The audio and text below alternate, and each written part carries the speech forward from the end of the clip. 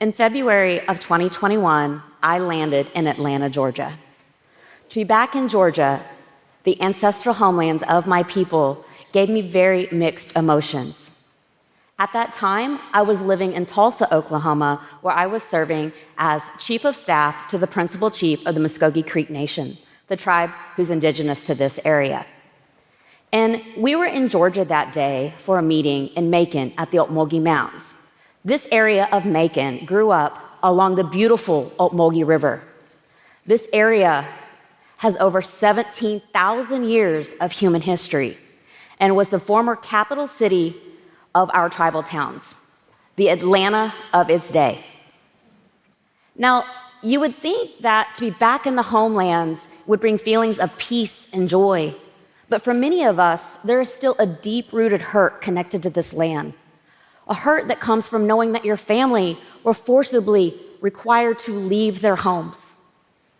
Yet everywhere you go in this state, you see our words, our language, that serve as a blueprint to this state, etched on this landscape.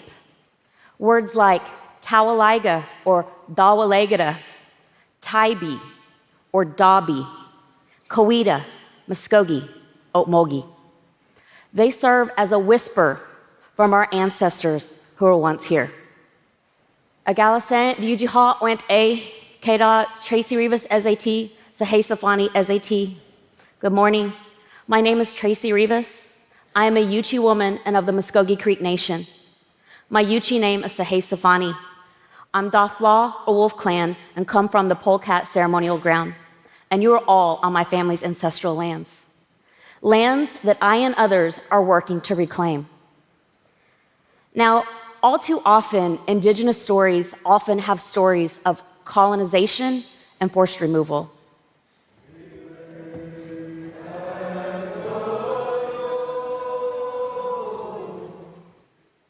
The Trail of Tears, or the Road of Misery, removed tens of thousands of indigenous people from their ancestral lands.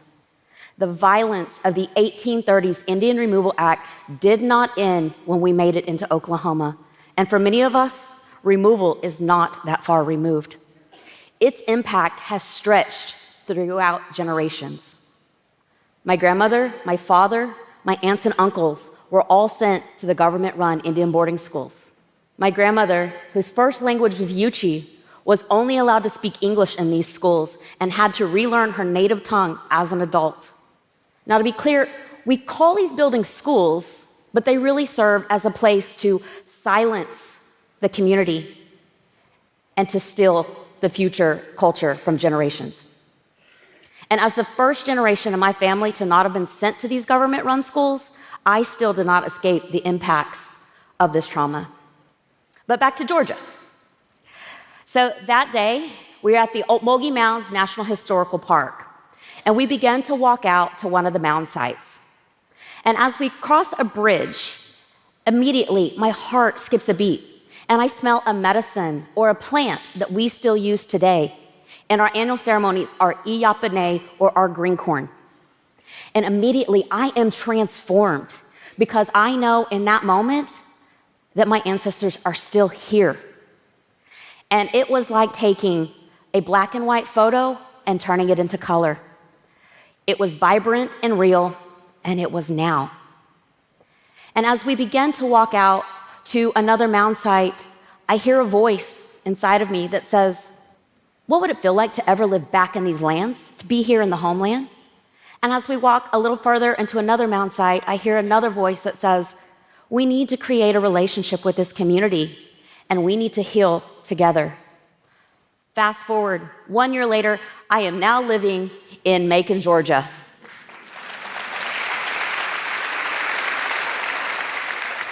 I proudly serve as the Director of Advocacy to the Ocmulgee National Park and Preserve Initiative. I work every day to bring the tribal voice back to these lands and to make my nation, my tribe, a co-manager, all while creating Georgia's first national park and preserve.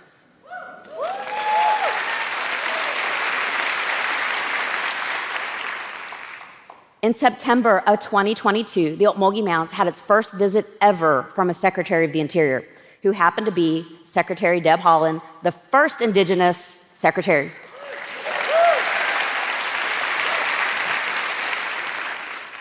And that day, she's in Georgia to look at some land that we had just acquired and we were donating toward the expansion of the park. And as we go to look at this piece of land that is a very sacred piece of land, it was slated for industrialization. This land that was very sacred had been raped, overmined, stripped all the way down to the silt. And that day, I watched the secretary bend down and place her hand on the ground on an erosion scar. And it was in that moment that I knew that she understood what I had come to understand. And as we began to walk back, she says, "They are still here. Your ancestors are still here, and the land will bring back who and what it needs to heal it." To which I can only reply, "Yes, ma'am."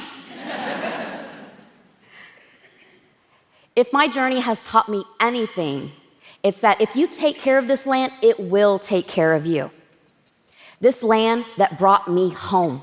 In the state of Georgia, we have 0 federally recognized tribes. But in the city of Macon, where we have now created a relationship, we are seeing ourselves beyond the landscape.